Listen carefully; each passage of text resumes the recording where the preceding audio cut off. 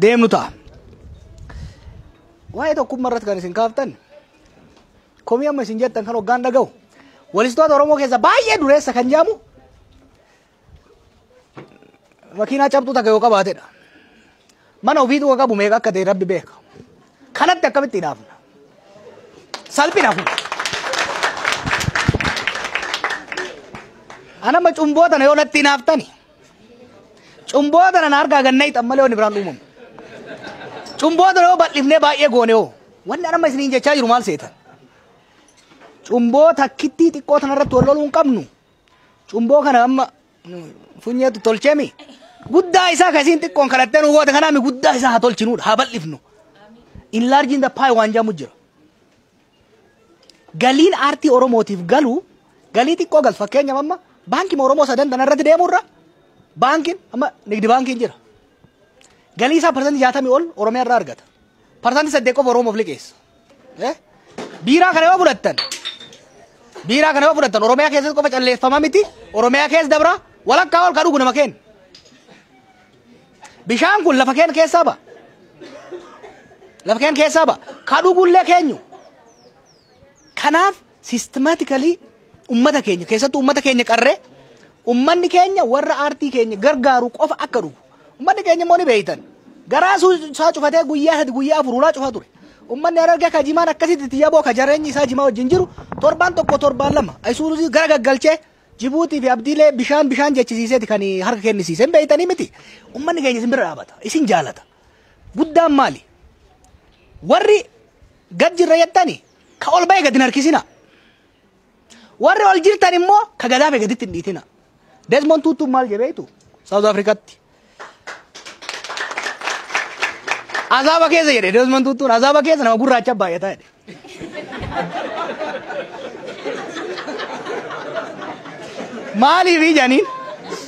Maaliif jedhanii buseen eenyuun komeedii bar busee wajjin hojjenna gara fuuldura. Maaliif jennaan gurraachi kun jedhe. Amma gana Rabbiin hoggaati duute guuteetuma si darba azaaba sanitti beeyte. Gurraachi kun tokko hoggaa kaba hojjete miila qabee gad deebisaa jedhe. Warra adiin immoo jedhe tokko dhaabateef tokko isarra jatee cehaa jedhe. Akka kanaan faranjiin ka azaaba seenellee walirra dhaabatee gara jannataa dhaqe ka gurraachaa azaaba jannata keessallee azaaba ol geessaa. Kanaafi look akka fedhatti illee shaqqalee yoo ba'e nama kenna haa ba'u ittiin hin haafina. Warri isinii dabre gadi hin harkisin fakkeenya nama artistii tokko doon ta'e yoo gamoota gargaaru waa xiqqoo argadhe baandii jimaa tokko meeshaa fideen dhaaba. Baandii saniin walistoota hafan xiqqoo gurmeesse sargi irratti maal irratti hirmaachisa. Anaan dabarteemi ol harkisuu danda'uun qaba akka jara faranjii san gadhiitu miti. Wanni guddaan maali? Aartiin akka Oromoo guddatuuf artistoonni keenya akka guddataniif wal gargaaru wal jabeessu warra akka isaa kana manguddoota kana warra jajjabaatee waa hojjetee keessa dabre isaan irraa barachuu isaan bira dabruuf carraaquu barbaachisa. Kanaafi gara kanaan nuyi ana akka OMNitti waan waadaa isinii galu akka OMNitti nuyi ganzaba guddaan qabnu diriirfannee akka dureessaa jireenya jiraanna malee dureessaa miti dhugaa isinitti hima. Hojjetaa 36 qaba kan amanuu baattanii OBN 680 qaba. Hojjetaa 36 habashaa tana hunda iyyisiisaa bulla.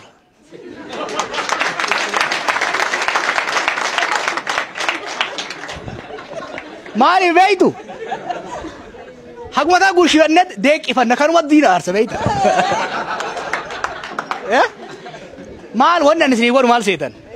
OMN irratti OMN keenya. Ana murteessu OMN irratti. Ani immoo yoo murteessu waan Oromoo ta'a abbaan fedhe jihaadii mattuu malee hin goona. Aartii kennu waan guddisu isin yaada fida waan isin ogummaa keessan fida. Nuhi meeshaaf teknooloojiin finna. Wajjin gatteenee ganzabatti bakka isin baatu waliin baafna. Amma ini galee maallaqa hin qabnu wanni nu qabnu maali? Beekumsa hin qabna, teknooloojii hin qabna, sabboonummaa hin qabna, dandeettii isin hin qabdaniimi. Kana lamaan waliin finnee mana zarra rakkoo hin qabu. Maal rakkoo qaba? amma masarat fa funyee fa bashum be fa waa eegalanii jiran ganza guddaa akka qabnutti eegalaa jirra maaliif seetu isaan dandeettiin fidan nu meeshaa hin fidna waan hojjenne gabbaamna sanbooda dhaynet takkaa dhaadheessi yookaan asiin gadi hin baatu jennaan jechuu jaraan kanaafi hojii keessan wanni biraa promotion warri filmii qabdan filmii gaafa hojjettan OMN irra fidaa bifa interviewtiin isaa taatu discountiin isaa taatu amma dandeenyetti nullee odoo duutiin citin OMN lakkiti fun barbaaddaniimi isinillee akka miidhamnetti itti fayyadamaa sirritti mana keessani hayyama isin barbaachisu dhagaa gattaa toleera wajjin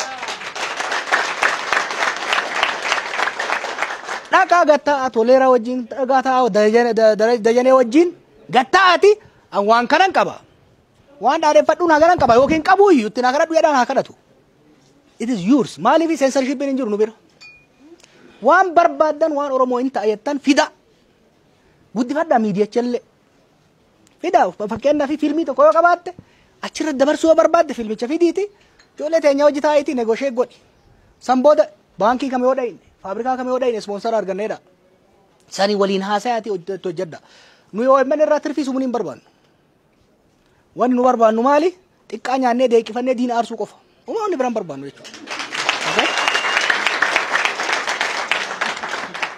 abbaa jaamboo ar'arraa eegaltee irratti dhiyeeffachuu dandeetta waan keeti abbaan fedhe sin dhoorgu hin jiraami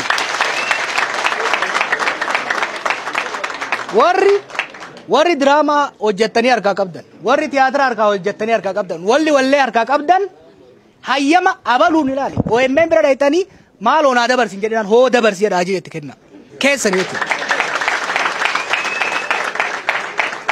ni galee hoo kana gootan immoo wajjin taati akka isinillee bu'aa irraa argattanitti akka ijoolleen achi keessa hojjettullee bu'aa irraa argattutti isinitti immoo ijoolleen OMN tuni nu bira beektaa moolin hin jiru faasikaan hin jiru inni hin jiru sanbanni hin jiru dilbanni hin jiru guyyaa torba guyyaa 365 halkanii guyyaa hojjetti ijoolleen maaliifi hoggaa madaallu waa sadii madaallee finna tokkoffaan sabboonummaan ijoollee na bira hojjettuu akkattu itti ibidda irraa si qaba fedhiin isaan Oromoo qaban lammaffaa hinaafan diinatti caalanii argamuudhaaf hojjetan waan dandeenyuun immoo harka duwwaa akka dhufanidhaan waan dandeenyu immoo kafallaaf jechuudha isinis hojii keessan fida diraamaa warri hojjettan muuziqaa warri hojjettan filmii warri hojjettan OMN is yours kana isinitti hima abbaan fedhe mangisti jinni abbaan fedhe hojii keessan OMN irratti dhaabuu hin danda'u yoo barbaadan dhufanii cufan yoo cufan nu Naayiroobi irraa banna umaan yaadayna inuma kanaaf guddifadha gama miidiyaatiin reediyoollee isinii banuu henna FM naa kennaa jennee ji'a 8 eega gaafanne didanii bituu dheeda wayyaan irraa hin bita bituu henna warra kaan isaan guurratanii jiraa hin binnam maaliif reediyoonis warri tiiviitti diraamaa hojjechuu hin dandeenye reediyootti hojjechuu qabdaniimi kana natti dhiisa miidiyaa isiniif hin bal'isan miidiyaa sirriitti isinii bal'isa amma qaanaa jedhanii tokko ka baay'ee biyya kana fudhate maal afaan Oromootiin qananii maa ittiin banneesse warri waan akkasii hojjechuu barbaaddanis warri filmii hattanii hiikuu barbaaddanis afaan faranjii haa taatu afaan arabaa natti koottaa gurmaa seed funding waan ittiin eegaltan gazabana isinii kenna rakkoon hin jiru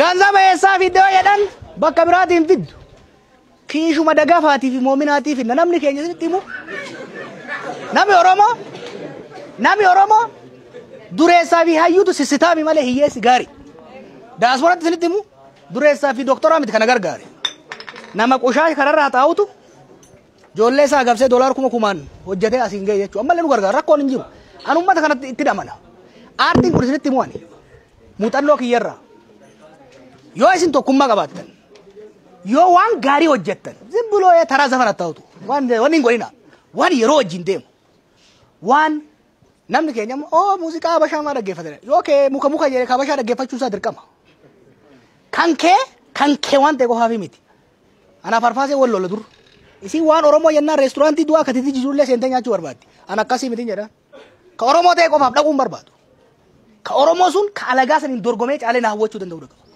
aadir ta'uu danda'u filmi Oromoo soggaa jettan, aartii Oromoo soggaa jettan, we should strive for excellence. Beeyte kana amma kumarraa eenyu jira ximqataan eessa jira. Yeroo tokko tona aarsitu beeyta. Ximqataa fi lataa fa'aan shoo walaloo eegala eegeen jeen ji'a dabree jira. Ani isin gargaara akkoo himmannitti wal dorgommii walaloo godina deemtanii hojjedhaan jedheen. Haga ammaan eegalle. Isin galee waa eegala yaada fidaa maddisiisa ganzabaan rakkatina. Ummanni Oromoo fiifuu ganzaba beeyta. Ummanni Oromoo tiitichi asii fuudhee bakka biraa jedhee mireef. Maal kanniisni asii fuudhee bakka biraa deeme hojjetaa miti. Ummanni Oromoo abaaboo jechuu madda daa'imaati jechuu albuuda. Itti fayyadamuu wallaalleti ormi dhufee gaafa asii fuudhee bakka biraa dammeeffatu immoo ormatti hinaafna hin ta'u. Nu dammeeffachuu danda'uu qabna jechuudha. Kanaaf ani Oromootti hin hinaafina. Oromootti hin hinaafina. Nama keessatti hin hinaafina. Oromootti illee hin boonina. Hin boonina namatti. There's nothing wanni boontaniin hin jiru. Oromoon dureessi biyya kana sadarkaa walakkaa biyya kanaan jiru. Dhugaa isinitti hima. Dureessi warri jettaniin kuni. Dureessi warri hin jiru. Kennumoo waan ta'eef ol kaafnee maalii goona malee shaalaqaan jaraa fooqii kan hunda isan tuqa baay'ee jechuudha. Beeytu.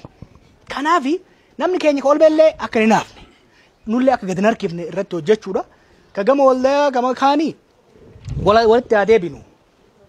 Walitti deebinee qorannoo sirriitti goonee callifneetu osoo hin ta'in biyya biraa irratti ani yeroo hunda kompaaraatiivii dhagaa. Biyya biraatti maaltu hojjete? Fakkeenyaaf aartii fiilmii Naayijeeriyaa maaliif guddate? Fiilmiin Naayijeeriyaa guddaa. Amma qabeenyatti ofirratti Saawuz Afrikaa irra guddaa. Maaliif Naayijeeriyaan guddate? Maaliif Saawuz Afrikaan guddachuu dhabe? Wal bira qabnee ilaallee moodeelii kamtu nuu ta'a?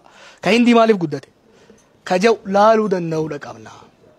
Kana hayyootattis warra adda addaatti illee assaayimentii kennine maybe sooma booda goonu sooma booda sooma keessa si'attan wal geenya waltajjii bareedaa goona. Waan tokko ani isinitti hima. Ani isinis ta'ee uummata Oromoo irraa waan akka barbaadu. Waan takka. Ani ma tirfi gisee dhumu Oromoo booda waan du'e gaabbiin qabu. Nalleen faarsina gaafa duune nu faarsaa takka jedhi. Wanni guddaan ani muuziqaan Oromoo